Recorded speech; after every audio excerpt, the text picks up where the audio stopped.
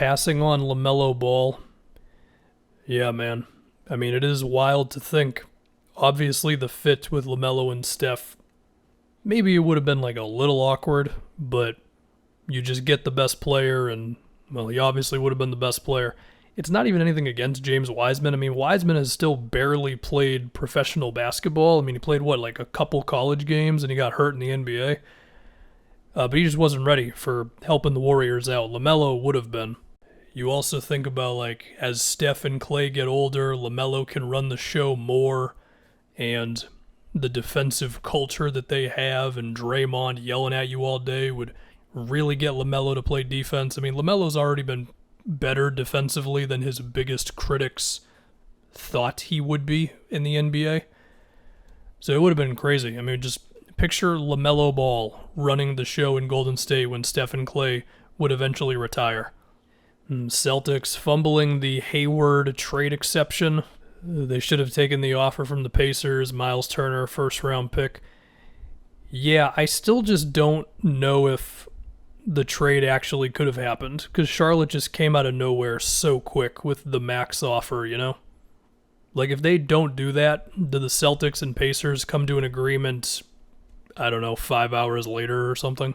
I mean, clearly Hayward was not dead set on going to the Pacers, given that he ended up in Charlotte, so Brooklyn Nets not using Spencer Dinwiddie's contract as trade bait. Yeah, I remember talking about this and looking at it as kind of ruthless to trade a hurt guy. But for a different team, I mean, you would have had Dinwiddie's bird rights and could have made it easier to re-sign him. It will be interesting to see what Dinwiddie gets on the open market. I'm also a big fan of him saying to the Nets, yeah, if I'm going to re-sign with you, you're going to have to give me like $120 million over 5 years. Chicago not putting a better protection on the traded 2021 first rounder.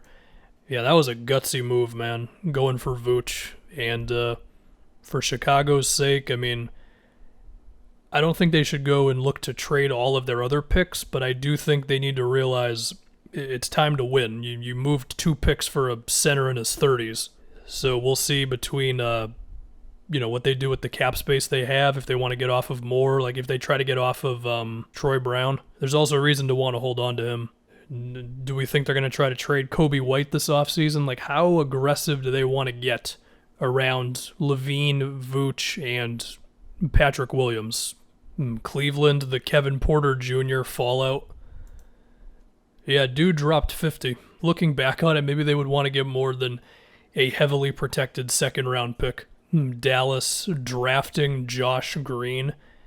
I mean, we'll see if Josh Green ends up being all right. Carlisle gave up on him not too far into the season. I mean, in a way, this is them kind of saying, because Josh Green was connected to Haralabob, of course, that the real mistake was allowing a guy with no front office experience to run their front office. The timing of the Aaron Gordon trade for Denver, what does this even mean? If Denver had waited until this offseason to go all in, Gary Harris's deal would be down to an expiring $20 million. Have had more time to develop RJ Hampton. I don't agree with this at all.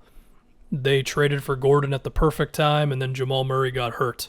Also, I don't even think RJ Hampton would have been able to develop because Denver would have been going all out trying to win every game. Not re-signing Christian Wood for the Pistons. Are we sure that he wanted to go back to Detroit? He was an unrestricted free agent. They were only willing to pay him up to $10 million per year, really? For Houston, choosing Victor Oladipo over Karis LeVert. Oh, and the James Harden trade. He's an injury risk like Oladipo. He's not as big of an injury risk. I'm surprised they did not go with choosing the Nets trade over the Sixers trade for Harden. It'll be interesting to look back on. I mean, if they would have went with Simmons, they still wouldn't have had that many other ways to get better because they would have been pretty expensive with Ben, John Wall, and Gordon, and I'm not sure teams are going to take Wall or Gordon. So that would have made it kind of tough, but it is still Ben Simmons, who, of course, people think sucks now. Indiana hiring Nate Bjorkgren, yep, no one's going to disagree there. If they're healthy, with Rick Carlisle running the show, and we'll see what type of moves they make, they could be pretty all right. For the Lakers, lack of spacing and outside shooting, it is still a problem with their roster, and it's not like they have a whole bunch of ways to really improve. It will be interesting to see with the Lakers if they choose to trade someone who's been kind of a foundational piece for them, if they really want to. Like KCP, for example, his contract is pretty tradable because the last season is partially guaranteed. And Kuzma, there's a few years on it, and we'd have to see how other teams would feel about it. If Montrez accepts his player option, then that could allow him to be a trade guy. For Miami, not trading for James Harden or Kyle Lowry, I still don't really believe they were in the Harden sweepstakes. I mean, the Nets had more picks, and the Sixers had Simmons. I don't think Miami really could have matched that. As for Lowry, that one, okay. I mean, if they would have traded Tyler Hero for Kyle Lowry, it definitely would have made them better. Would it have made them good enough to go on another finals run?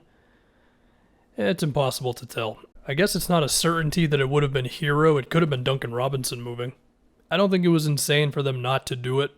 I don't think they should be killed for not doing that, but it would have made them better in the present, no doubt. For the Pelicans, extending Steven Adams' deal for $35 million. Yeah, that was weird. I mean, trading for Adams, okay, not crazy, because he had a one-year deal. Immediately giving him an extra 2 years worth that much? I mean, Adams is good, but like, really? I mean, just hurt your cap space even more, especially when at the center position, oftentimes you can get somebody for like $2 million who can give you a solid 20 minutes a game. Like, it just seems like they just liked Steven Adams too much. Had the Pelicans not signed Adams, they would have had an extra $17.9 million in cap space. That's a big number. That is a big number. The Knicks taking Obi Toppin, number 8. Halliburton was available, right? Yeah, Halliburton went number 12. You can do this, I swear, every year with the Knicks, where it's like, could have drafted Donovan Mitchell. Granted, you can do that with a lot of teams. Every team, really. Yeah, the thing with Obi, number one, the Knicks, they were better than most people thought they would be, so eventually Obi just kind of was not essential for them. The other thing with him, and I do think Obi's got potential, but it's like, his best thing right now is rolling to the rim, but teams just switch when he sets a screen. So it's kind of awkward. Like, what do you do? I mean, it's not like the Knicks are going to give him post-ups or ISO opportunities. OKC, the return for Chris Paul. Did they not get enough for CP given, this? They got Rubio, Oubre, Ty Jerome. They got a 2022 top 12 protected pick from Phoenix, which means they're probably not going to get it next year. I imagine the Suns will be good again. They then traded Oubre for a protected first again. And then they got Poku for Rubio, which I did not remember. He could be a real player. I mean, obviously Phoenix got the better of the move, but I don't even know if CP's market, as crazy as it is to say now, was huge given the contract and age. Like, that was a real conversation, we must remember. 76ers not trading Ben Simmons. Were they supposed to trade him at the deadline or something? I mean, I guess if it was for the Harden move, okay. Yeah, I mean, I'm just going to maintain what I keep saying with Simmons. Like, you can't lose everything he gives you to gain shooting, because I feel like that doesn't make you that much better, unless you're getting Bradley Beal, pretty much. Trailblazers' failure to fix defense at the trade deadline.